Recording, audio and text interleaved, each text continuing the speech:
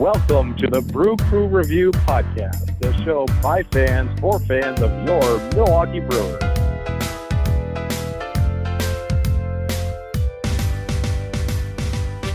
Hello and welcome, Brewer fans, to another edition of the Brew Crew Review Podcast. This is Vince Travato, being joined by my colleagues Scott Bartell and Craig Mueller. How are you guys? Great. Hey, everybody. Good. Excellent. Well, we are joined today by a very special guest. We are joined by author Chris Zantow. Chris, how are you this morning? Great. I'm happy to be on with you guys.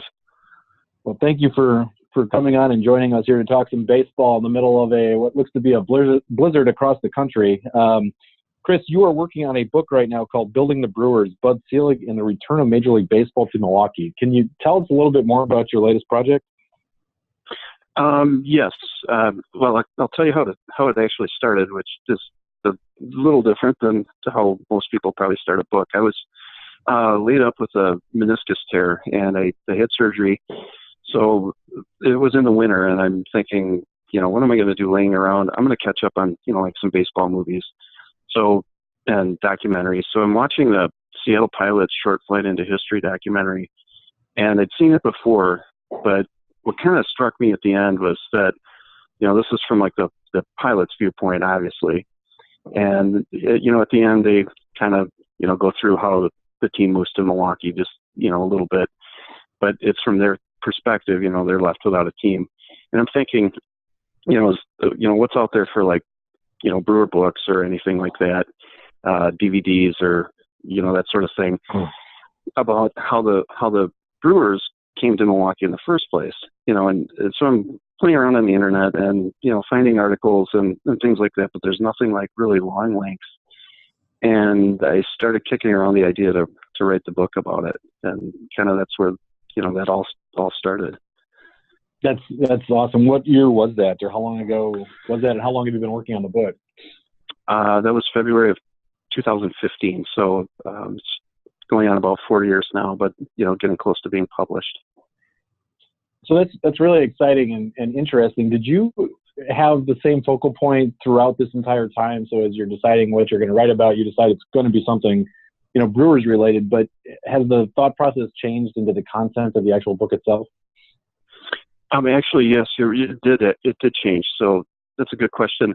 I started out and I had this vision that I would kind of go through how baseball, evolved through Milwaukee, through like the early teams in the 1800s, the Borchard Field Brewers, the County Stadium getting built, the Braves, and then the Braves leaving. And I thought that would be, the way to build up to the point where we need a team. Let's get a team back, and how that all happened. But then I started working with a publisher that I'm not going to name, but they kind of steered me off in a different direction. It's like, well, this book isn't going to sell unless you put in stuff about the 82 Brewers. You have to put in stuff about Miller Park being built. Right. And so I started writing that, didn't feel really good about it. Wound up with McFarland and Company Publishers, and they were very attentive to that original vision, and they liked the first probably 2/3 of the book, hated the latter third, because it turned into a lot of summarizing. There's so many seasons and so many things that happen over the course of this team's history. It's like, well, that's way out of the focus. And so then I dialed it back to the build up to the Braves leaving, everything that happened with the Pilots and the Brewers coming to town and the move, and then not only that, the first few seasons until 78, when they turned the corner and turned into a contender. And I thought that that was a good place to leave off, because, there's plenty of stuff about the 82 team out there already. Right. Now, and that was actually one of my follow-up questions. So you picked 78 because that's when the Brewers started getting good on the field again then, correct? Correct. And they kind of leave off there when they're taking the field for the 78 season. I do a little bit of an epilogue where, it's kind of passed down from generation to generation where we are now and that sort of thing.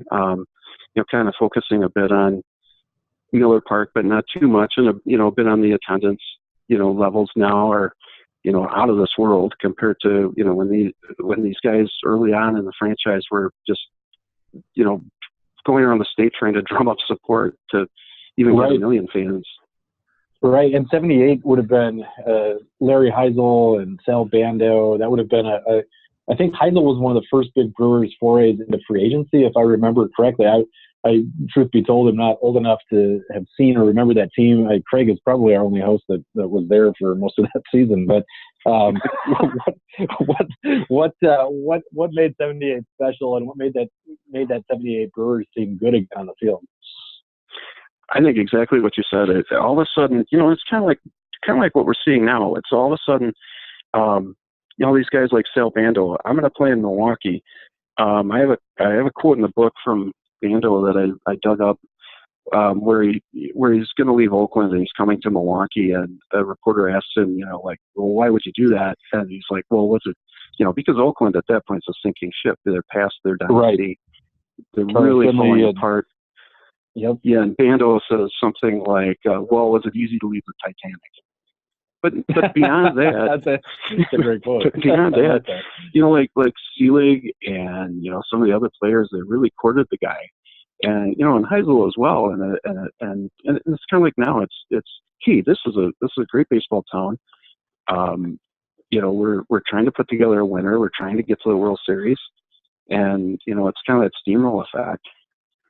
Yeah, and I would imagine that if you're a player going into that 78 season, you're looking at a team that has a very young shortstop in Robin Yount, but a guy who is very talented and somebody whose talent is pretty evident around the league. Paul Molitor starts his Brewers career in 1978, but him being a number 1 draft pick out of the University of Minnesota and making a name for himself in the minor leagues, I think that young guys, being grouped together like we saw other groups of young players in Brewers history, make that all the more appealing as a destination for free agents, guys who want to come to the Brewers. I completely agree. And, the more research I did, and the more looking at that early 70s period before they got really good, you start going through like some of these draft choices, and you see the Younts, the Molitors, Sixto Lezcano, right. And free agent signings, and Charlie Moore's kind of kicking around, and is he going to be any good? And Jim Gantner, where do we play this guy, and that sort of thing, and that all just as you guys know, just totally culminated in the 78 season. Right, and even led to 82 with mostly the same core group of guys. It seems like we lost a few guys like the Larry Sorensens of the world, but you were able to also have guys like Mike Caldwell who were there for a good chunk of that. Jim Slayton, who was traded and came back and was back for 82 after being used to acquire Ben Ogilvy. It seems like this core group of guys really remained intact for a number of seasons, and that's one thing that really struck me when looking back at those Brewers teams.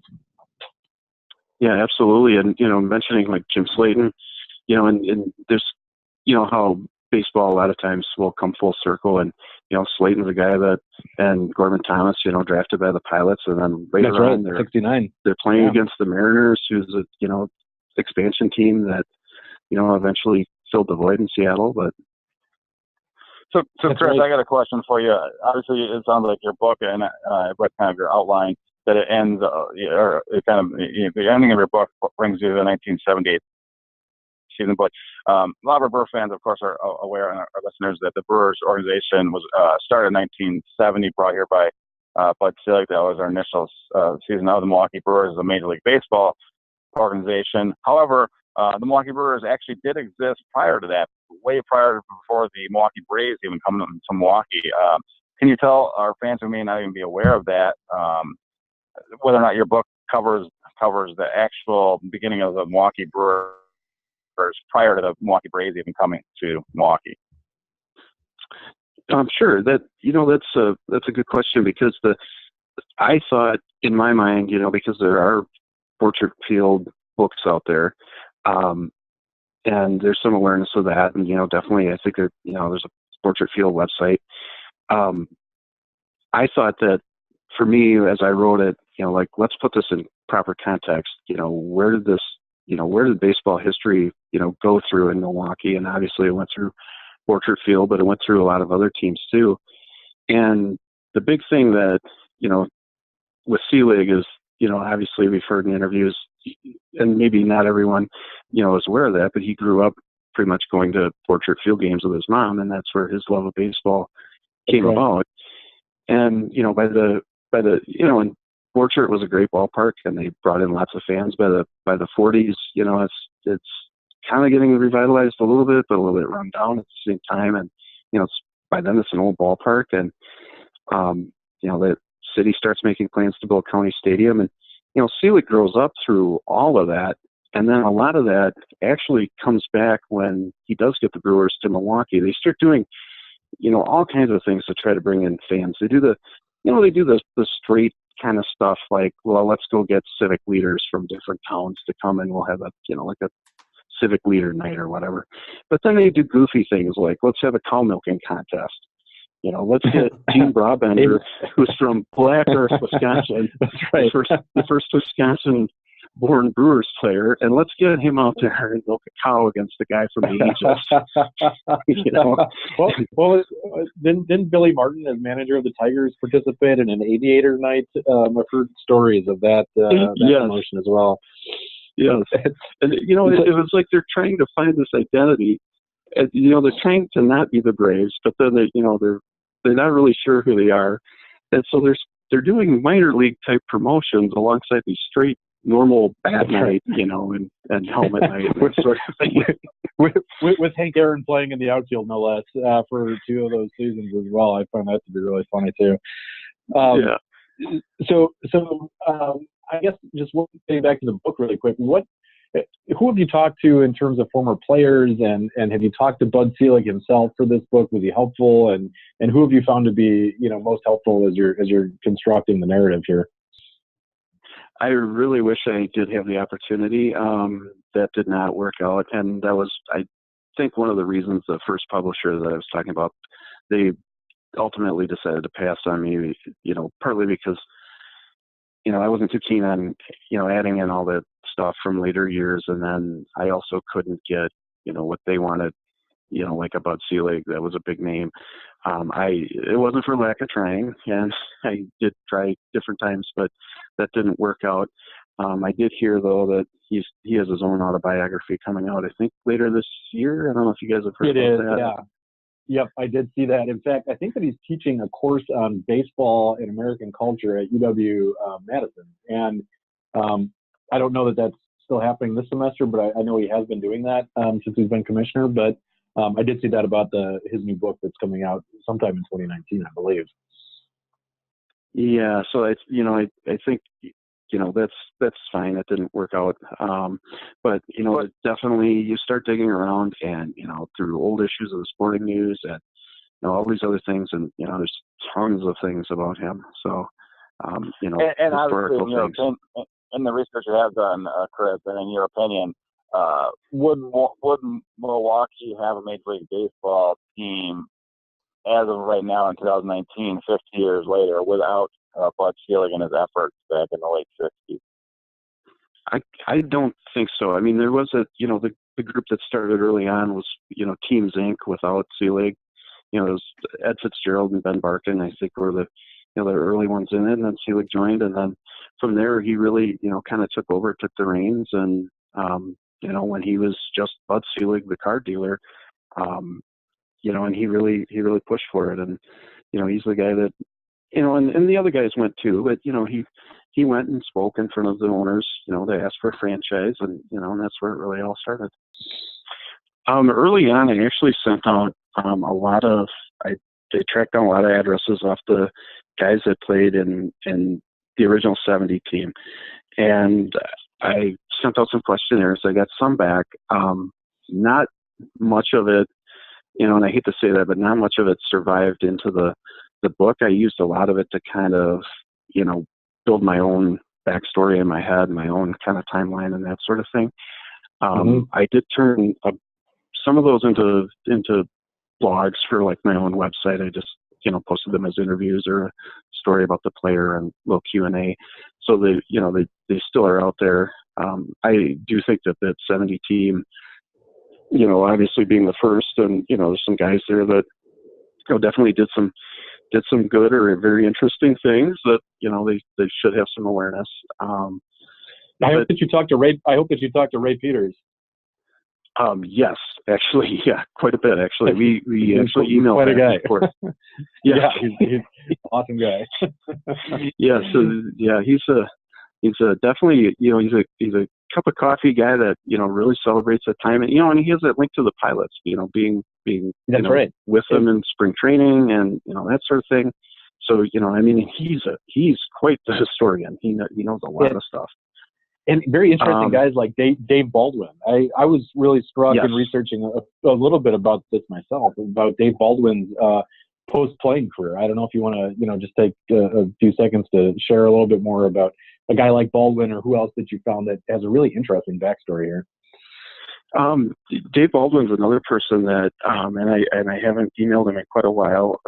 He was great with answering my questions. He was very detailed. I do have a couple of his things that did make it into the final book. He, obviously was there. He, with the early Brewers and quite a good pitcher. And he was one of the ones that I thought his story was interesting, because when the pilots drafted, they drafted for older veteran guys, and the Kansas City Royals drafted younger. Well, when they get to Milwaukee, Marvin Milks, the general manager, starts flipping things around. He wants, and now we're going to get younger guys. Oh, hey, Dave Baldwin, you're on the wrong side of 30. You're going to the minors. And Ken Sanders, another one, that turns into a fantastic pitcher. No, you're too old. But then, injuries and other things happen, and all of a sudden, end of May, they're both called up, and they both pitch, pretty lights out until, Baldwin gets hurt later on. But yeah, you're right. His post-playing career, the guy is just super intelligent. He's done all kinds of things. He's written a book. I mean, I encourage any Brewer fan, and it doesn't have a ton of it, but his memoir is fantastic. Snake Jazz. That's right. Yeah, and he's got a painting in the Baseball Hall of Fame that he actually did himself, if I recall correctly. It's kind of crazy. When Jim Lonberg, I think, went on to become a dentist. Yeah, I find that the personalities on those early Brewers teams are really, really very interesting, because, and maybe you can speak to this, but at that time, guys didn't make enough money to be set for life. It wasn't like today where you can retire at the age of 35 and really literally never have to work another day in your life. I think at that time, not only did you have to continue to work after your playing career was done, but a lot of these guys even had to work in the off season just to make ends meet. Guys like Bernie Smith, who played on the Pilots and the 1970 Brewers. There's some tragic stories for some of these guys that played in that era. Yeah, absolutely. And yeah, you're 100% correct. One thing that Baldwin told me is, he and a group of guys, and I think it was mostly pitchers, they shared a place in Hales Corners. And, he told me that after the 70 season was over, I think there were like 12 or 13 guys that lived in and around Milwaukee. And a lot of them didn't go home. And he said, well, he joked and said, well, it wasn't because, the taxes were better than, or whatever. It was because we liked Milwaukee. We all went around and we got jobs because we had to. And that would be a city that knew them too, so that's fascinating. Oh, no, I was just going to say, I think actually that's probably the part I'm most interested about in your book, is just like kind of how, everything came to fruition, how close Milwaukee was to, I mean, I actually was born right when your book ends in 78, and I've never fortunately experienced, not having a Major League Baseball team until I moved out here to Las Vegas. And so not knowing this feeling up until now where you just, you don't have your home team to root for in Major League Baseball, it's kind of a devastating feeling. But to imagine that, it's possible that, without some of the stuff that happened in your book, that could have been my whole childhood, Yeah, absolutely. And I kind of cover that from two standpoints. The one is obviously the Braves leave. There's some people that, like a Selig and some of the other guys that really push for the team, that want a team. There's other people that are just so angry and so bitter that, they don't care. That was it. We're done. And the other interesting thing is that same thing kind of happens in Seattle afterward. And you see, they don't get a team, for a while either, but early on, they are just as bitter, if not more bitter, than some of the people didn't care at all, because they're playing in a rickety ballpark, and they didn't have the finances early on. So I just thought that was kind of interesting, kind of parallel that happened there.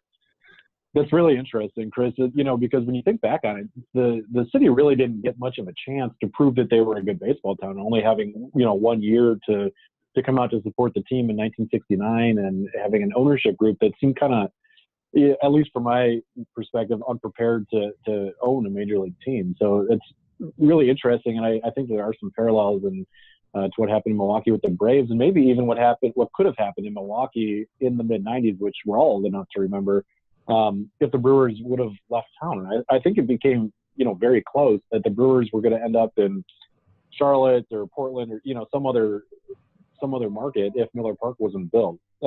Did you get that same sense, kind of looking at both situations in 1970 and then again in 1995 and all the way back to the Braves leaving Milwaukee? I did, actually. I completely agree with you. It could have gone any number of ways. And, and then at the same time, while they're trying to get a franchise, they have a lot of other teams that are maybe going to move, or they're maybe going to fold. And one was the Washington Senators. They always seem to be kind of on the bubble, but Selig went there, and they made a few offers, but at the time they just didn't want to move they weren't keen on moving the team. And they, obviously right. They weren't keen on moving Seattle either, but that's how it played out. Well, on a personal level, living in Washington, D.C. right now, I can tell you that I'm very glad that there's a major league team out here, but at the same time, it is kind of interesting because many of the fans I've noticed are not actual Washington fans. They're fans of other teams that like baseball and they go to watch, which is, my case. I go to a lot of Nationals games only because it's my only option out here. But, of course, the first and only allegiance is to the Brewers. And I get that sense that a lot of DC fans still have that kind of idea in the back of their minds that baseball out here isn't necessarily permanent. And obviously I think the Nationals are here to stay, but I do think that there is still some resentment amongst older fans about losing not just one, but two Senators teams, within the last 40 years. It's an interesting phenomenon I've noticed out here in the last few years. Yeah, I totally see that, and researching the book, I started seeing like there were those kind of fan bases that they just weren't that invested. And then you had Milwaukee that, they're super invested in the Braves. I think that the fans get kind of a bum rap that, the attendance went down. I go into there's a number of different factors for that. The Braves attendance dipped toward the end, but the new ownership group, the ink's barely dry on the paperwork, transferring the team over, and we're going to move to Atlanta, and obviously, there's the beginning of the bitterness and the things that, Selig's group kind of really had to fight through. And it wasn't just, let's try to get a team, but we have to build the public relations back up here. There's a lot of people that are upset. And you kind of alluded to it earlier, but almost building their own brand then as well as the Milwaukee Brewers and not the Milwaukee Braves. You've got a little bit of continuity maybe in guys that they bring in to the organization, a guy like Bob Uecker, who played for the Braves, or bringing back Hank Aaron. I think there were a couple other guys who played for both the Milwaukee Braves and the Milwaukee Brewers, Phil Roof and Felipe Alou briefly. But it seems like they really had to go out of their way to build their own brand in Milwaukee while also having a little continuity and a few things that maybe made fans remember what it was like to cheer on a world champion in 1957. Yeah, absolutely. And there's a lot of that those early years I think is very interesting, the different things that happened. And, leaving off in 78 where they're getting the iconic ball and glove logo. And that, to a lot of people is the quintessential logo of the team. That's the identity of the team. And what's your favorite logo, Chris, out of all the Brewers logos that we've had? I actually do like the one now.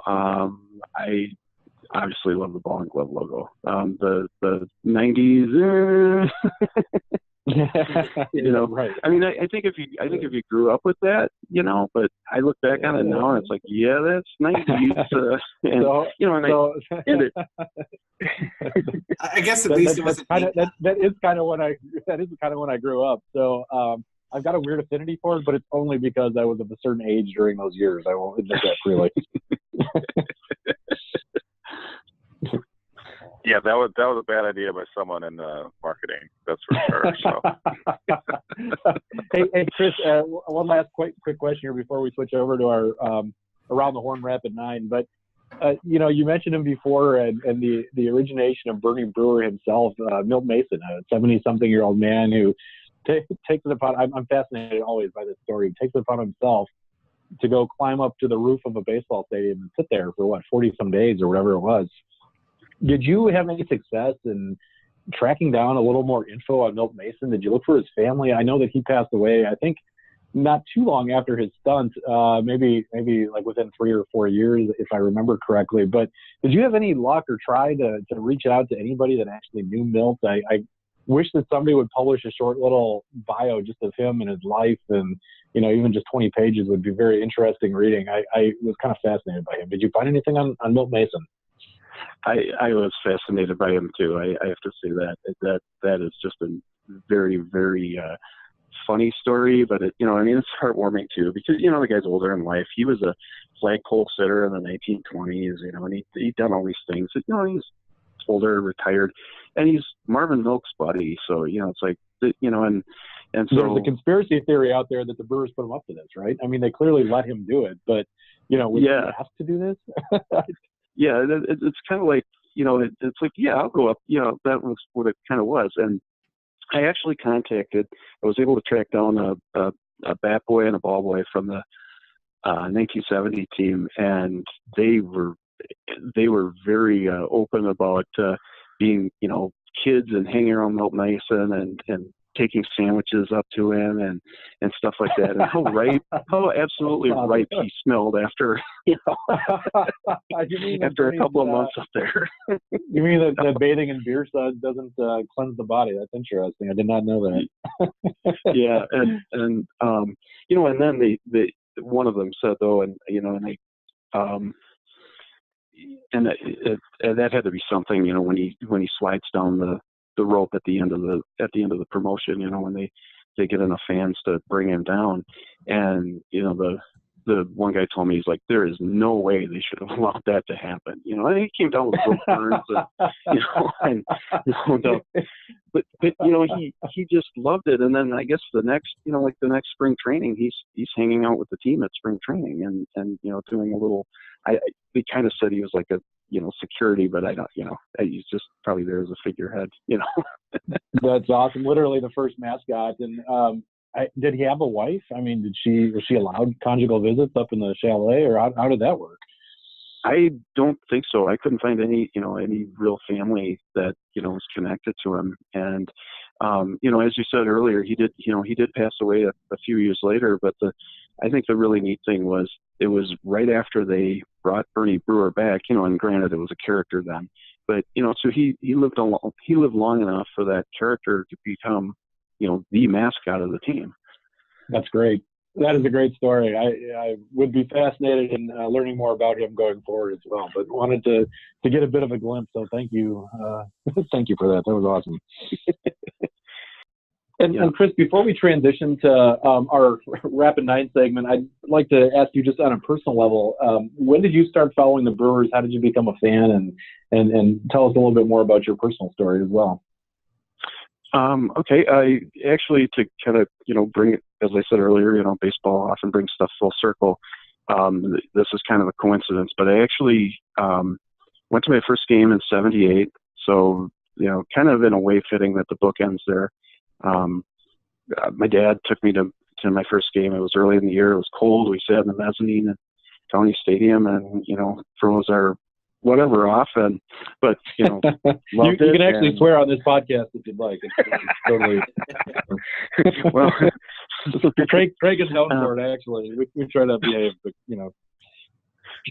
But that was that was like my and when I was younger, I was kind of aware that Henry Aaron was there, but I wasn't, quite with it enough to, really follow them. And, probably in about 77 or so, I, started paying more attention. But, and obviously I've been a fan since, and, love the team, love the city, and, live in Madison, but, make some trips over in the summer to the ballpark, and, just have always enjoyed it.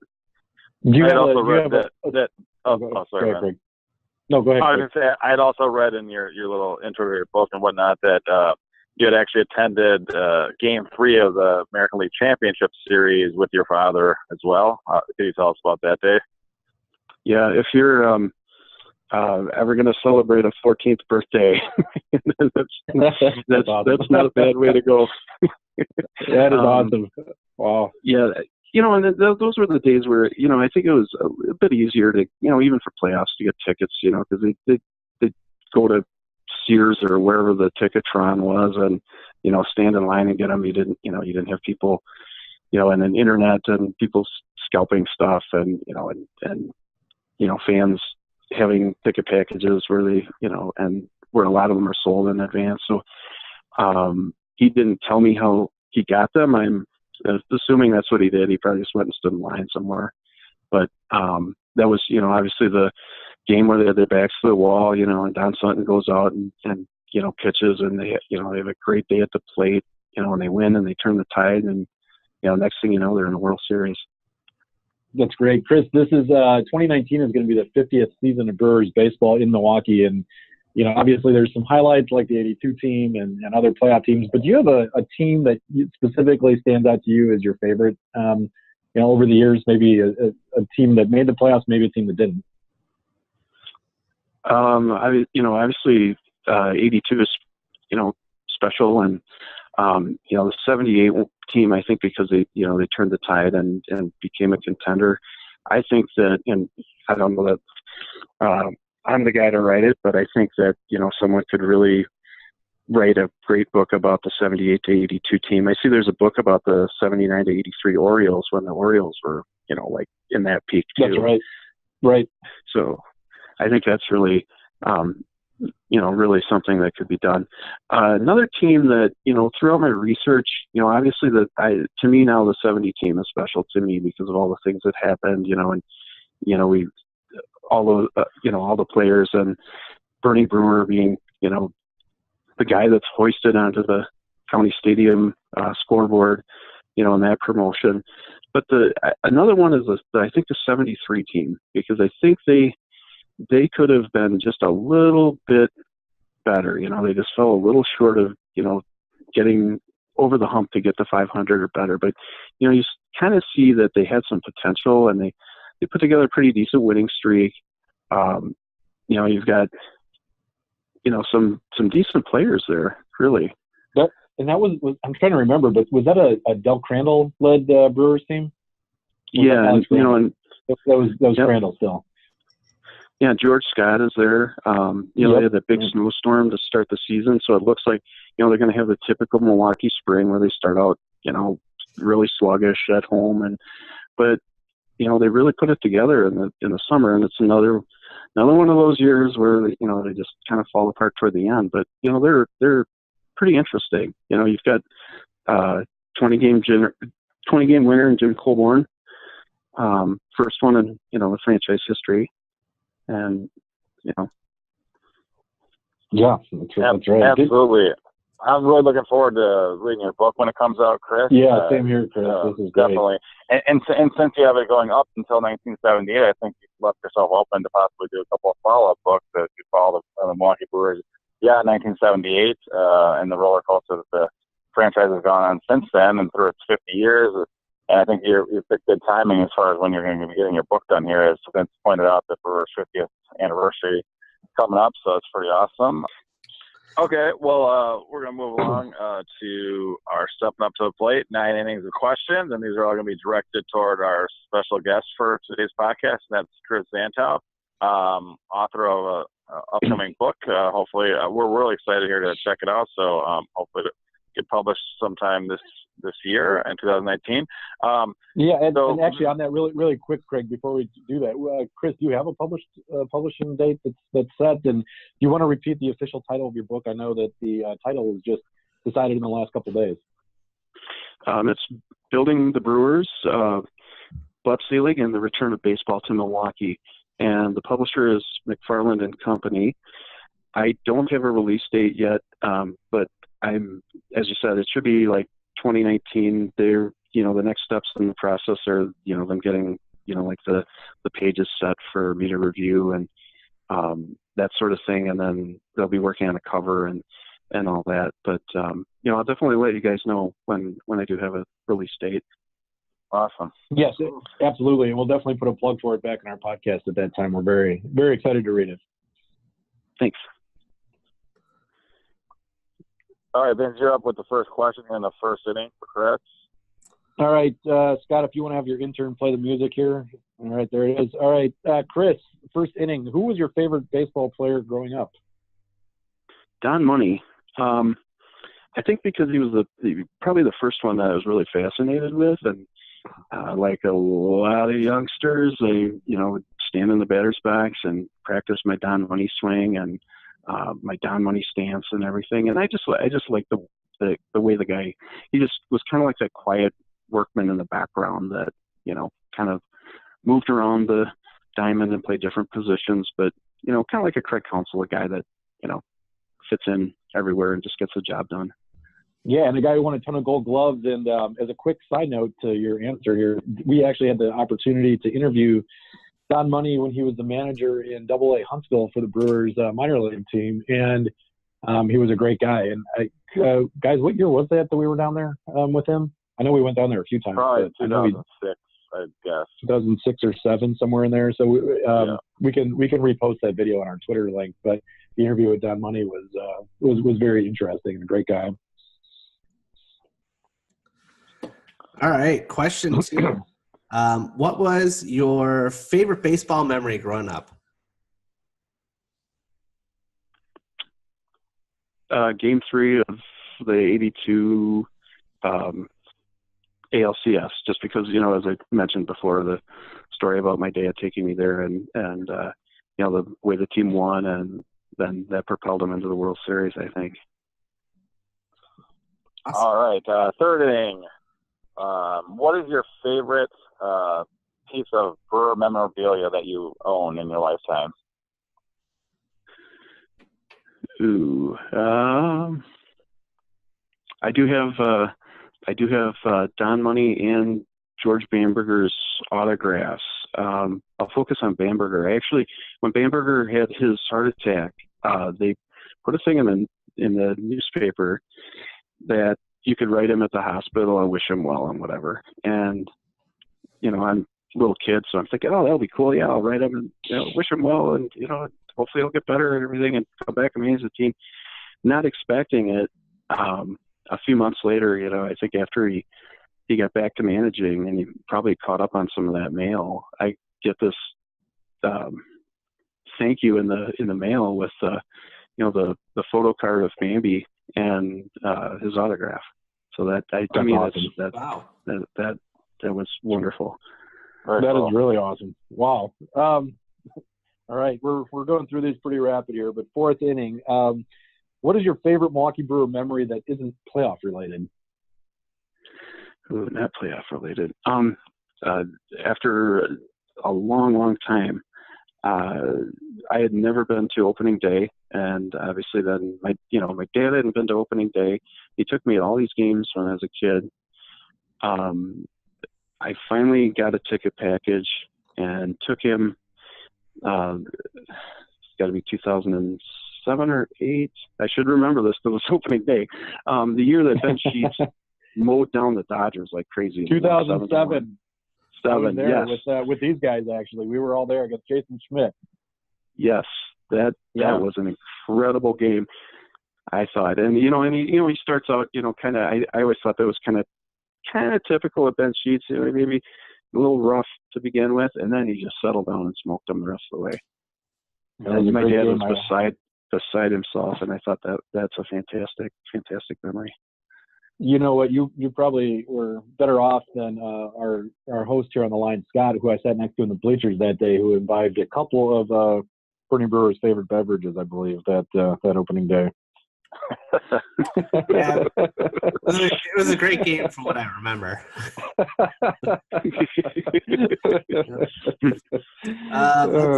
What is your favorite Major League Baseball stadium that you've been to?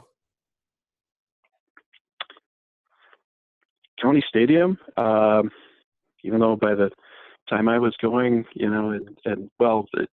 early on it wasn't so bad. Obviously, you guys know, but toward the end it's getting kind of rickety. But sometimes I think those places that you grow up in that have that kind of character, it's like your place, your summer home, whatever you want to call it. That's right. Yep. All right, not knocking Miller Park at all. I love Miller Park. No. But, No, and it would never be feasible, but I always thought how cool would it be if the Brewers would have been able to just keep up County Stadium and play one series a year there, and what a draw that would be. But obviously not feasible, and you need the room for parking and all that stuff. But how cool would that have been to just host 3 games a year there or something would be awesome. But anyway. All right, 6th inning. Which current Brewer is your favorite to root for? Boy, can I say the whole team? No. Boy, that's tough because there's just so many that I like for different reasons. I'm really big on I think pitching. I Hader, obviously. I'm going to go with Josh Hader. Very nice pick. Yeah. Very, very good pick. Obviously a key component for us last year. All right. 7th inning, Chris, in your opinion, who is most important for the future success of the Milwaukee Brewers? Manager Craig Counsell, GM David Stearns, or owner Mark Atanasio? You could only pick one. Ooh.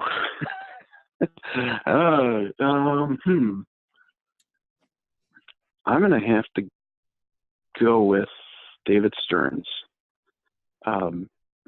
Just because of the way he, and not to take away from Counsell or Atanasio, but just the way he's built the team, the real methodical approach, stuff that he does and he studies and what he's built. I think behind the scenes, as much as what we see in the front and what we see on the field. Great answer. Good answer for sure. 8th inning, Scott. All right. Well, this one is definitely right up my alley. What is your favorite ballpark food, and bonus question, beverage? Oh, wow. I was always a humongous nachos guy. Ballpark nachos. The the one nacho stand, and the last couple of years since they kind of revamped the food around there, I can't get enough of those chicken tenders and tater tots. I mean, not a typical ballpark food. And I would say though, on the other side, if I'm tailgating, it's obviously got to be brats, like a lot of people. Beverage, I'm not fussy. I don't have one that really stands out. And full caveat to that question, our host Scott Bartell is considered to be an expert on ballpark foods around baseball. He's visited nearly 20 some stadiums and has definitely managed to pound down a few different nachos, hot dogs, brats, sausages around the league. So he's got a special interest in asking that question. All right, and here's our final 9th inning question for Chris. It's a tough one. Who is your favorite Brew Review host? Oh, wow. Have you seen? Also, have you seen our lost co-host Chad Collins, who we can't seem? I don't know. We think he might have lost his cell phone. He hasn't been able to call in any of our podcasts, even though he was an integral part of our crew. Anyway, that was kind of a joke one. I won't have you answer that. We all know it's Scott, so we don't want to humble ourselves. But here's the actual 9th inning question. Predict the year that the Milwaukee Brewers will win their first World Series? I'm going with this year. So that's still my 10th inning question there, Craig. Jeez. I didn't know we were going next show. There's no bonus No. baseball today. 2019. It was a surprise, yeah. Great answer, though, Chris. I like that. Do you think that we're done? 2019 is your official answer for World Championship? Yeah, I'm going to go with that. I just, after last year, and the way things are set up for this year, I really can't argue with it. I can't argue with the David Stearns, Craig Counsell approach. I don't know really that, I was just telling my father-in-law this morning, it's like, boy, I'd just love to see him come out and just blow everyone else away and just run it, so we don't have this late in season, stress of wild card and that kind of, just run away with the division. My blood pressure did spike a few points in September for sure. Question about that. And this offseason, I've been reading a lot of online baseball material, and of course, teams like the Cardinals have improved, and Cubs not so much. But I have been hearing a lot of fans on forums on that saying that they're really writing the Milwaukee Brewers off and what we did last year as basically luck or whatever. And I am very much looking forward to them being proved wrong. And I agree with Chris that we're very much on the cusp of possibly being able to win a World Series, and I really, this window is open for Milwaukee Brewers. The rebuild's over, and I really think we have the right guys in place, all the way from the owner, Mark Antonazio, as you mentioned, David Stearns, and I really think Craig Counsell is going to be a manager of the Milwaukee Brewers for a long time, and he will be at the helm when we do win our first World Series and hoist that trophy. So, pretty exciting stuff. Yep.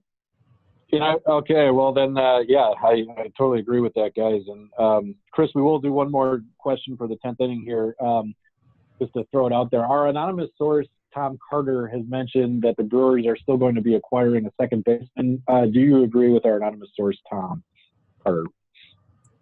Oh, I definitely agree with the anonymous source.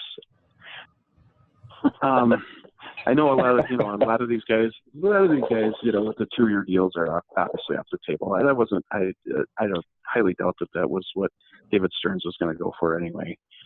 I don't know, maybe the anonymous source has some information on a couple of those prospects down in the minors that we're waiting on. Well, perhaps Castanheira is the answer. For our second base, in a couple of months, I think he could be up. And if we don't acquire someone better than Corey Spangenberg, I think that might be a route we go. But I guess before we wrap up today, we were going to talk a little bit. Might as well have Chris join in with us. We're going to talk about a real recent acquisition that just happened within the past week, and the Brewers, of course, signed to a 1-year contract for just over $18 million. Catcher, formerly of the Los Angeles Dodgers, Yasmani Grandal. I guess we'll go around the horn here and get everyone's thoughts on that signing and how big it is. Maybe Chris, let's start with you. What are your thoughts on that? Well, I was thinking this week when it happened, it's yet another David Stearns move, much like the Yelich and Kane, where it's out of the blue, slap you alongside the face, and big. And I know the guy's probably not intentionally thinking, hey, I'm going to make a big flashy move and, shock everyone. But I think it's a credit to them that they kind of keep the lid on that stuff in a lot of cases. And I think obviously, impact will be big. And that was one of the things that I think, you kept seeing and hearing the last couple of years here. It's like, catching, can we improve the catching? What do we have to do?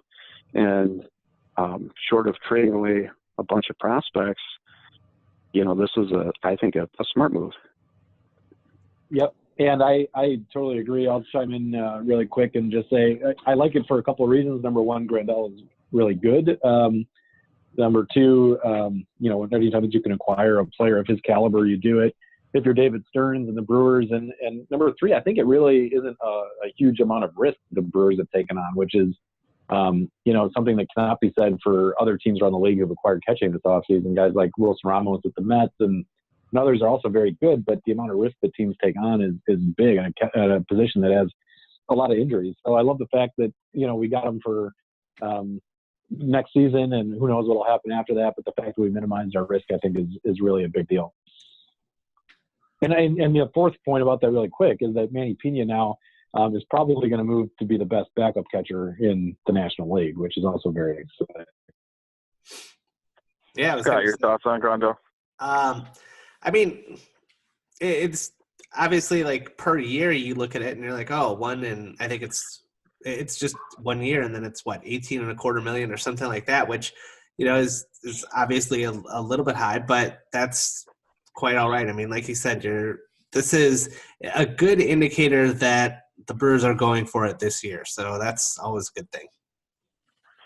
Yes, I love the move. I know MLB Trade Rumors, that website ranks like the top 50 free agents coming a year, and they actually had for 2019 Yasmani Grandal as the sixth highest, and the third highest position player just behind Harper and Machado. So to get that guy, the sixth best free agent this offseason at a position like catcher for a 1-year deal would have been just unthought of just a couple months ago, in my opinion. So for the Brewers to pull that off, that's awesome. Obviously, it goes. We have to mention that they do have to, since he was offered a qualifying offer by the Dodgers, the Brewers do have to give up.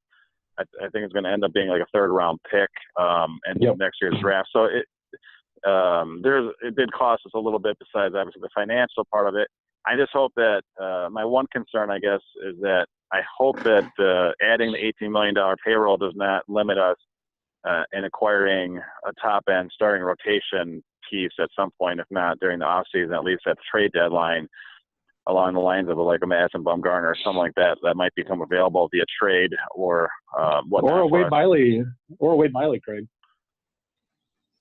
Yeah. Yeah. That'd be a cheaper. Yeah. Okay. I prefer we not go that route, but whatever. So that's my one concern is. But with that being said, our lineup is just stacked from top to bottom now, outside of obviously second base. But I think that'll be addressed. And definitely excited for this year. And I think we really have a playoff caliber lineup, and hopefully a championship caliber lineup. And our bullpen obviously is of that ilk as well. So pretty exciting. Well, very good. Guys, this has been good to talk baseball here on a very wintry Sunday in January. And really want to thank our guest, Chris Zantow, whose book, Building the Brewers, Bud Selig, and the Return of Major League Baseball to Milwaukee, will be published at some point this year or soon. We're all looking forward to reading it, Chris. Thank you so much for joining us today. Thank you guys for having me. And to answer your earlier question about who's my favorite host, I'm going to just go with all of you. Because this is actually the first podcast that I've been invited on. I did an interview a while back, but it was before the for a website, but it was way back when the book was still kind of in the being ripped apart and put back together process. So this is great to talk about what it's actually going to be when it comes out. Thank you again for having me. So you're saying we'll definitely. You're saying this is the best podcast you've ever been on? Yes, it is that as well. We did it, guys. We did it.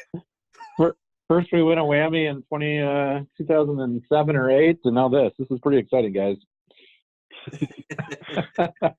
Awesome. And we want to thank all three of our listeners also for tuning in. You'll have 4 with the next episode because my mom. There you go. For sure. No. There you go. That's good. And we would like to remind the fans that are listening out here to tune in to our podcasts. You can access those currently on YouTube, but we'll be hopefully moving to a different format shortly. Follow us on Twitter at BrewCrewReview1, and make sure to email us any questions at BrewCrewReviewPodcast with an S at gmail.com. We'll try to get to some questions on our podcast next week. All right. Well, also thanks again, Chris, for joining us. And I guess without further ado, we'll wrap it up. And once again, looking forward to 2019 Milwaukee Brewers season, and go Brewers. Go Brewers. Stay classy, Wisconsin.